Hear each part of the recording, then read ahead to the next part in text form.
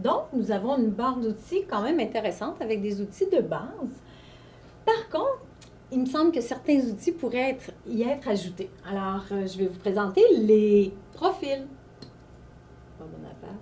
Alors, il est possible d'avoir un profil au tableau, un profil de création, un profil en langue, donc si j'enseigne le français ou l'anglais, en mathématiques et finalement on a un profil média. Comment installer nos profils? Alors, nous allons dans Aperçu. Au bas du menu Aperçu, on a Personnaliser. Alors, on clique dessus. Ici, on retrouve nos commandes. Il est possible d'avoir soit toutes les commandes qui nous soient présentées, les menus, les outils standards de présentation, les outils avancés, entre autres pour la création de leçons, les outils de vote et d'édition.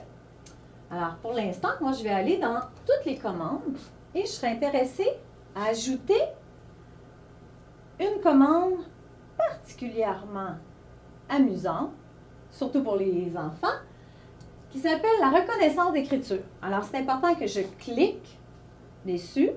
Je vais faire « Ajouter ». Donc, il s'est ajouté à ma barre d'outils. Si je désire l'installer dans un endroit peut-être plus adéquat pour moi, où je vais être plus à l'aise de l'utiliser, je vais aller le chercher, donc, toujours dans le même modifier les profils, dans reconnaissance d'écriture, et je vais lui demander de déplacer vers le haut. Alors, à chaque fois que je cliquerai, il va se déplacer vers le haut. Moi, j'aime bien l'avoir ici, près du texte. Donc, une fois que je suis satisfaite, je dois aller enregistrer. C'est très important parce que si je fais simplement quitter, je vais perdre ce que je viens de lui demander. Alors, je vais enregistrer. Le profil a été enregistré avec succès. OK. Et je fais terminer. Donc, je me retrouve avec une barre personnalisée où j'y ai ajouté un élément, mais j'aurais pu en ajouter plusieurs autres.